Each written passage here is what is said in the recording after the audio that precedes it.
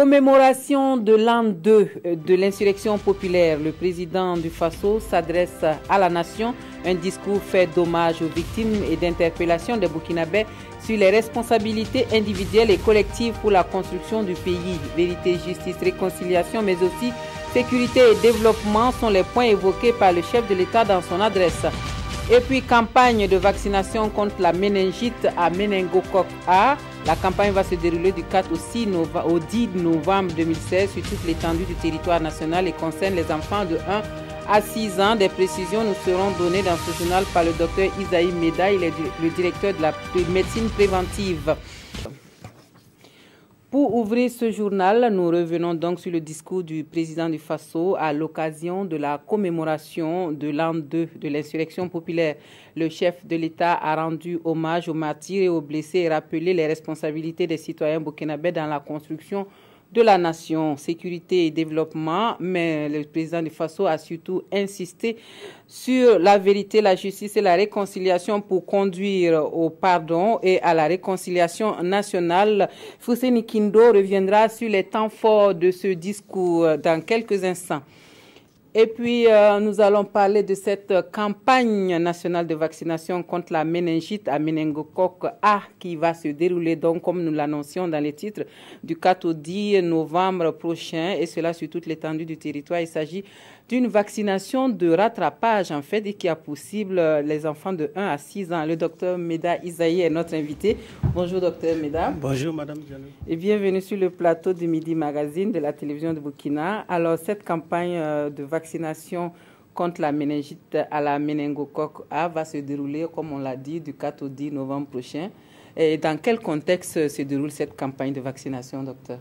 Bien, merci Marguerite Diallo. Bonjour les téléspectateurs et téléspectatrices. Je voudrais d'abord rappeler que c'est le directeur de la prévention par les vaccinations et non de la médecine préventive. D'accord. Alors, merci bien. Okay. Alors, donc, comme vous le savez, notre pays se situe dans une bande de territoire d'ouest, depuis le Sénégal à l'est, en Éthiopie, qu'on appelle la ceinture africaine de la méningite. C'est-à-dire, c'est tout au long de cette bande-là que plus fréquemment, on rencontre les épidémies de méningite. Alors, donc, les Burkinabés ont en mémoire les différentes épidémies de méningite qui ont eu lieu dans notre pays, notamment les grosses épidémies de 1996, de 1997, et où le germe en question était justement le méningocoque. Mais il faut rappeler qu'il y a plusieurs types. Alors, nous appelons sérotypes. Il y en a de type A, il y en a de type C, il y en a de type X, il y en a de type Y, il y en a de W. Alors, de par le passé, c'était justement cette souche-là, le méningocoque A, qui causait le plus d'épidémies. En 2002, il y a encore eu des épidémies, en 2003, et plus récemment, l'année passée, vous savez que certains pays qui nous ont tués, notamment le Togo, la Côte d'Ivoire, le Niger et plus loin le Nigeria, ont aussi connu des épidémies de méningite dues à d'autres germes tels que le C et le X. Mais bon, ce qui nous intéresse aujourd'hui, c'est la méningite à méningocoque A.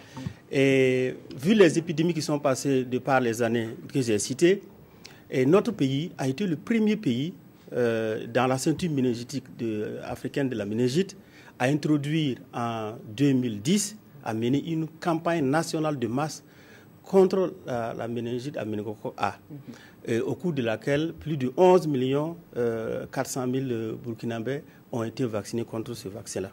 Alors, depuis lors, il faut dire que véritablement, on n'a plus rencontré de cas dus à cette souche-là. La méningocoque A. Et on a rencontré seulement quelques rares cas. Je vous dirai par exemple que ce n'est que 4 cas en tout depuis la vaccination en 2010 contre le méningocoque A. Alors, c'est un succès extraordinaire.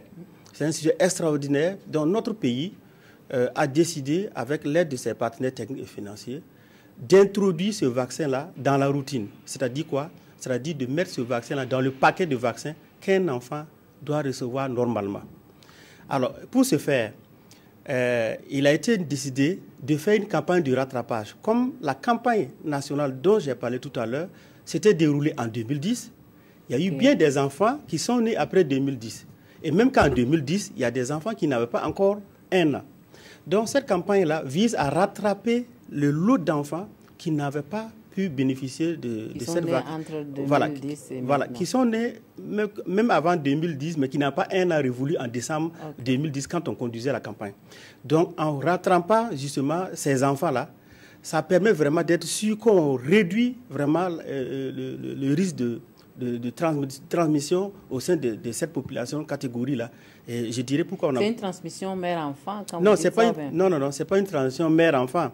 C'est une transmission qui se fait par voie aérienne. D'accord. Voilà. Et concernant les adultes, parce qu'il y a des adultes qui n'ont pas peut-être eu ces vaccins-là en son temps, est-ce qu'ils sont concernés? je vais revenir là-dessus pour dire que on a décidé de faire cette campagne de rattrapage afin de rattraper les enfants, comme je l'ai dit, qui n'ont pas eu ce vaccin et d'aller à la routine à partir de février. Ça dit qu'on ne va plus se bousculer justement pour cette vaccination-là contre cette chose-là bien A. Et donc, ça fera dans la routine et on est plus sûr de protéger ainsi les populations. Maintenant, revenant à votre question, pourquoi les adultes, vous parlez que les adultes ne sont pas concernés au-delà. Oui. Et il faut dire que toute personne est susceptible d'être victime de la méningite. Mais c'est en majorité 80 à 90%, ce sont les enfants de moins de 5 ans. D'accord. Voilà. Donc, ils sont plus susceptibles. Et quand cette catégorie d'enfants contractent la maladie, malheureusement, ce sont cette catégorie d'enfants qui peuvent encore connaître le plus grand nombre de décès. D'accord. Voilà pourquoi c'est ciblé pour les enfants de 1 à 6 ans. Ok, donc là, on a vu le public cible, ce sont les enfants de 1 à 6 ans. Et est-ce que c'est gratuit? Comment on fait pour avoir accès à ces vaccinations-là? Alors, la vaccination est entièrement gratuite. Et elle va consister à l'administration, c'est-à-dire on va faire une injection au bras, c'est-à-dire on va piquer, si on peut dire comme ça, en termes plus simple, on va piquer chaque enfant avec ce vaccin-là sur le bras. Alors, cette campagne-là va se dérouler sur toute l'étendue du territoire, comme vous l'avez précisé tout à l'heure. Et ça va se faire, contrairement aux autres campagnes que les gens ont vues, où c'était la polio, un vaccin oral où on administrait dans la bouche. Là, ce sont les agents de santé, puisqu'il s'agit de vacciner. Alors, vraiment de faire des injections. Alors, ce sera des agents de santé habilités pour le faire. Et ça va se passer sur toute l'étendue du territoire, dans les lieux habituels de vaccination. C'est-à-dire quoi? C'est-à-dire dans les centres de santé, dans les lieux habituels, dans les villages, secteurs et quartiers où les agents de santé conduisent normalement la vaccination. Ça peut être dans le lieu de rassemblement tels que les marchés, les écoles, etc. Donc, dans ces lieux fixes-là qu'il y aura cette vaccination. Vous parlez de l'efficacité également de ce vaccin-là. Tout à fait. Contre cette souche-là, elle est particulièrement efficace. En quoi est-ce qu'elle est efficace par rapport aux autres vaccins? Très bien. Les autres vaccins qu'on avait jusque-là, c'était des vaccins qu'on appelle des vaccins polysaccharides et qui protégeaient au maximum au moins 3 ans les personnes vaccinées. Mais celui-là, c'est quand même un vaccin conjugué. Donc, ça veut dire qu'il y a des éléments encore de plus qui renforcent l'immunité. Et ce vaccin-là protège au minimum 10 ans. Alors, ça protège les gens qui sont vaccinés. Et si la couverture des gens vaccinés est très grande, ça protège aussi même ceux qui ne sont pas vaccinés, c'est ce qu'on appelle l'immunité collective. Donc, si dans une cour, tous les enfants sont vaccinés, il reste un seul enfant, et cet enfant-là est protégé du fait qu'il n'y aura pas la circulation du germe parmi ces choses. Donc, c'est un vaccin particulièrement très efficace et qui protège au moins 10 ans contre la méningite due à cette souche A. Je précise bien, due à cette souche A. À la souche A. Alors, après la campagne de vaccination, une fois la période passée, est-ce que pour avoir le vaccin, c'est toujours gratuit ou bien il faut débourser une certaine somme d'argent pour se le procurer? Et après la campagne de vaccination, comme je vous l'ai dit, en février, ce vaccin-là sera introduit dans la routine, dans la vaccination de routine, dans le PF de routine. Et ça veut dire qu'il sera gratuit, comme d'ailleurs les autres vaccins que les enfants reçoivent habituellement dans les lieux dans les centres de santé. Gratuit pour les enfants dans les lieux, dans les structures sanitaires, mais pour d'autres personnes qui voudraient se procurer ce vaccin-là, est-ce que c'est gratuit aussi ou bien dans les officines, ça sera mis à la disposition gratuitement? Oui, la politique, comme je vous l'ai dit, ce n'est pas de vacciner toutes les personnes. Parce que ce n'est pas efficace de le faire de cette manière. Et parce que, vous le savez aussi, les stocks de vaccins contre la méningite sont des stocks infimes au niveau mondial et vous ne pouvez pas vous en procurer en quantité que vous voulez. Donc, bon, les officines vendront certainement, continueront de vendre les doses qu'ils auront à leur niveau, mais la politique nationale ne recommande pas une vaccination de masse pour tout le monde. D'accord. Voilà. Alors, docteur Meda, peut-être un appel aux populations pour que cette opération connaisse une adhésion effective de tout le monde. En fait, c'est pour la survie des enfants aussi. Très bien. Alors, l'appel va à l'endroit des autorités politiques, administratives, pour que leur engagement est tout à fait indispensable au succès de cette campagne. Ça va justement aussi à l'endroit des autorités coutumières religieuses pour que sensibilisent notamment leur communauté afin d'adhérer massivement à cette campagne de vaccination. Ça va à tout premier lieu aussi aux mères, aux parents, et pour qu'ils sortent vraiment avec les enfants âgés de 1 à 6 ans pour recevoir ce vaccin-là qui est vraiment efficace et pour en tout cas éviter les traumatismes qu'on a connus liés aux épidémies liées à cette maladie-là. Donc à vous, médias, hommes de presse, médias, femmes et hommes des médias, nous comptons sur vous pour que la bonne information puisse passer et que les gens puissent avoir ce vaccin-là, acquérir ce vaccin-là, être vaccinés comme il se doit. Docteur, juste une dernière question. Quelle est la période, si on peut se permettre de le dire, propice à la méningite? Oui. En quelle période on voit vraiment cette maladie-là apparaître? C'est quand la période de pic en fait? Alors, la période-là, c'est justement la période de l'harmattan. Alors, une période qui est faite de vent et de poussière, de vent et d'un temps sec, ensoleillé. Et comme je vous l'ai dit, là, la transmission de la maladie se fait à travers une personne qui est contaminée et qui éternue ou qui crache.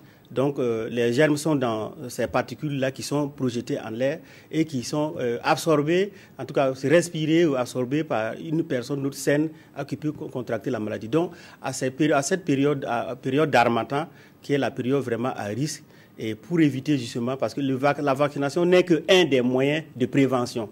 Alors, et ces moyens-là sont coûteux et parfois difficiles à mettre en œuvre, mais les moyens plus simples, accessibles à tout le monde, c'est vraiment au niveau individuel, au niveau collectif. C'est-à-dire quoi?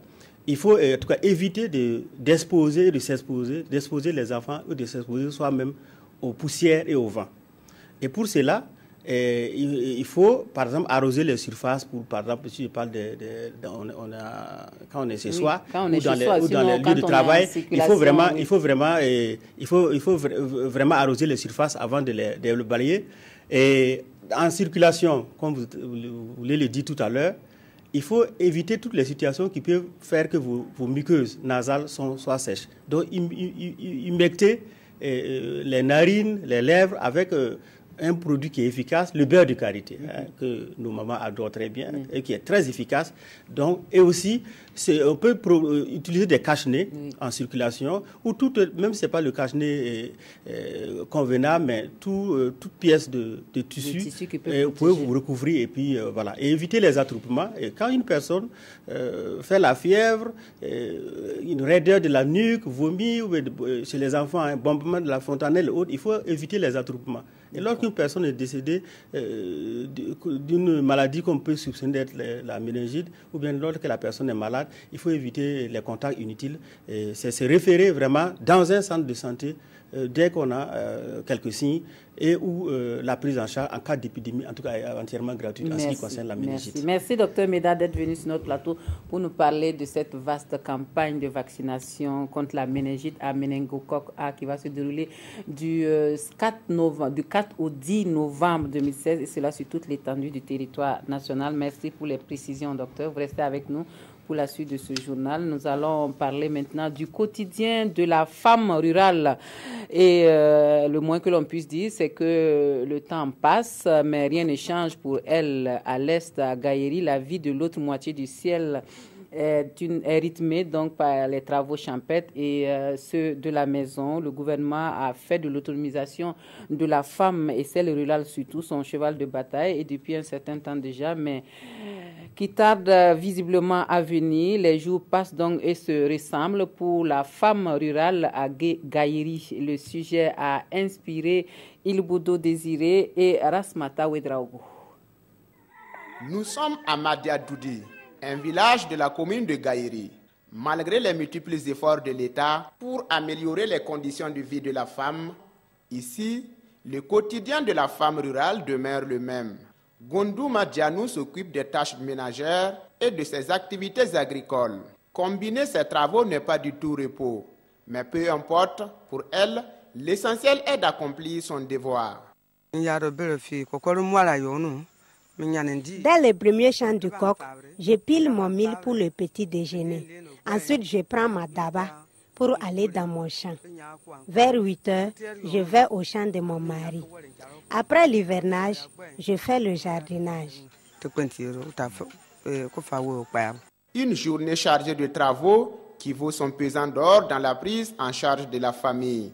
C'est le témoignage que fait son époux. Elle fait tous les travaux. Nous mangeons à notre faim. J'avais des problèmes de vue, mais grâce à son jardinage, j'ai pu me soigner. Ça nous permet de scolariser nos enfants et de payer des petits ruminants pour la famille. Grâce à ses efforts, Gondouma arrive à assurer le bien-être de ses enfants. Maman me donne la nourriture pour manger avant d'aller à l'école. Quand elle part au marché, elle paye pour moi des ceci et puis des avines.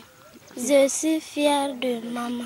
Tout comme Gondouma, Maïmouna Tombiano joue un rôle essentiel dans sa famille. Son mari à la retraite, elle assure les besoins de sa famille grâce à la transformation du manioc en attiéké, une activité qu'elle entend améliorer. Avec ce matériel, on se blesse beaucoup. C'est par le manque de la machine à broyer là qu'on a fabriqué ça pour râper le manioc et obtenir la pâte. On voulait en tout cas faire une unité, quitter hors de la famille, aller gagner notre place, construire et puis s'installer là-bas. Si après le travail, chacun va rentrer. Pilier de l'épanouissement socio-économique du ménage, la femme dans la commune de Gaïri pourrait l'être davantage si elle avait accès à la terre, à l'eau et aux équipements de production pour des activités génératrices de revenus.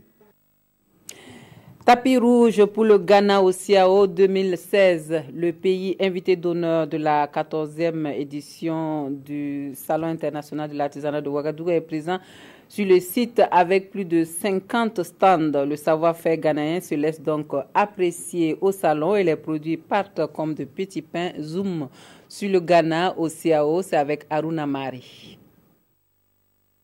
Cette journée du 29 octobre est dédiée au Ghana, pays invité d'honneur de cette 14e édition du CIAO. Au pavillon du Soleil Levant, l'offre de produits artisanaux du pays du Dr Kwame Nkrumah est diversifiée. Objets d'art, vêtements, bracelets à base de coquillages et bien d'autres créations portent la griffe Made in Ghana. Ce n'est pas ma première fois, c'est depuis 2008. On est venu exposer nos produits, comme je vends des chemises.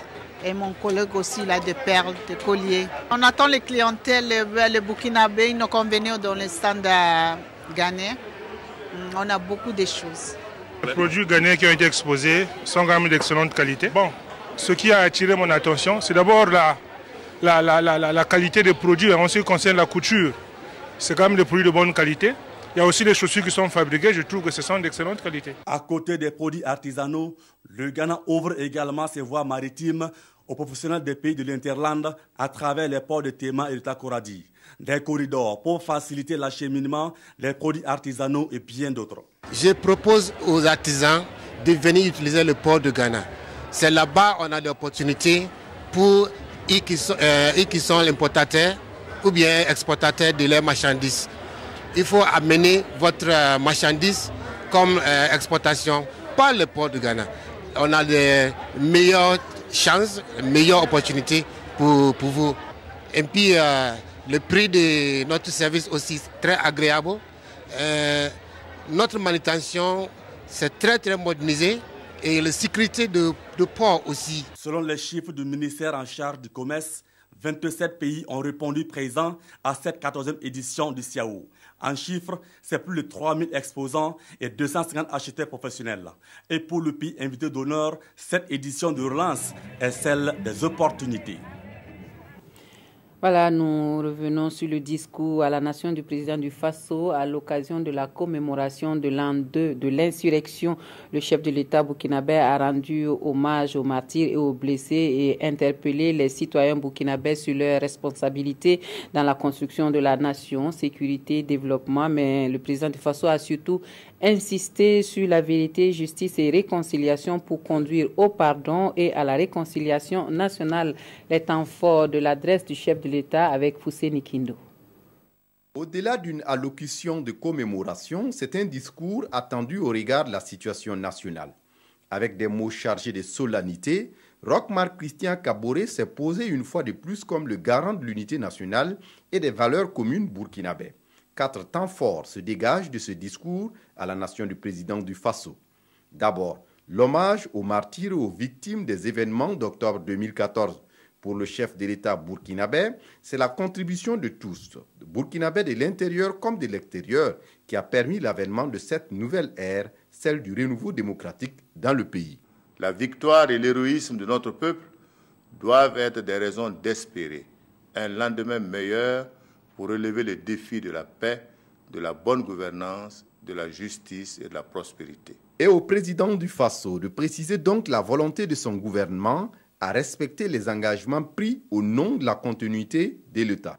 Au nom de la continuité de l'État, les décrets adoptés sous la transition portant soutien social aux veuves, aux ayants droit, aux blessés et aux orphelins ont été mis en œuvre dans leur intégralité. L'État veillera à l'éducation des enfants laissés par les martyrs de l'insurrection populaire et du coup d'État manqué. Roch-Marc Christian Kaboré est revenu sur ces moments qui ont ébranlé récemment la paix et la quiétude des populations burkinabées. L'attaque terroriste qui a causé plusieurs morts de civils tout comme de militaires. Je m'incline respectueusement devant la mémoire de ces valeureux disparus et souhaite un prompt établissement aux blessés. Le gouvernement s'est d'ores et déjà engagé à prendre les dispositions pour renforcer les capacités opérationnelles de nos forces de défense et de sécurité déployées sur les frontières comme à l'intérieur de celles-ci. À propos de la fronde sociale, le chef de l'État se dit conscient des attentes et des difficultés traversées par les Burkinabés. Mais Roch-Marc Christian Kaboré replace cette fronde dans le cours d'une histoire tourmentée de revendications sociales qui n'ont pas fondamentalement changé depuis environ 30 ans. Et au président du Faso d'appeler à la retenue tout en prévenant des conséquences sur l'économie nationale. Je voudrais lancer un appel solennel à la retenue sur le front social pour donner toutes ses chances à la concertation, au dialogue et à l'engagement collectif pour remettre le pays au travail et créer les emplois et les richesses dont nous avons besoin pour garantir la prospérité à tous les habitants du Burkina Faso. Et cela est possible. À tous ceux épris de justice et de vérité, émus par cette volonté de réconciliation, le chef de l'État burkinabé invite la justice à dire le droit et à rétablir chacun dans ses droits. Le retour à l'intégrité va de pair avec la tolérance zéro contre l'impunité au Burkina Faso, aussi bien pour les actions passées comme pour celles en cours ou à venir. C'est sous le triptyque vérité, justice, réconciliation que nous panserons nos plaies et blessures pour réussir le pardon et la réconciliation nationale à laquelle je suis très attaché. En définitive, le chef de l'État termine avec cette leçon qu'au sacrifice suprême pour défendre l'honneur et la dignité du peuple consenti par les martyrs, nous nous devons de renouveler constamment d'autres sacrifices pour préserver les intérêts supérieurs de la nation. Ne dit-on pas que pour que la termitière vive, il faut ajouter la terre à la terre? C'est tout pour l'actualité dans ce Midi Magazine. Merci de nous avoir suivis. Toute l'équipe du 13h se joint à moi pour vous souhaiter un excellent dimanche et merci pour nous avoir suivis.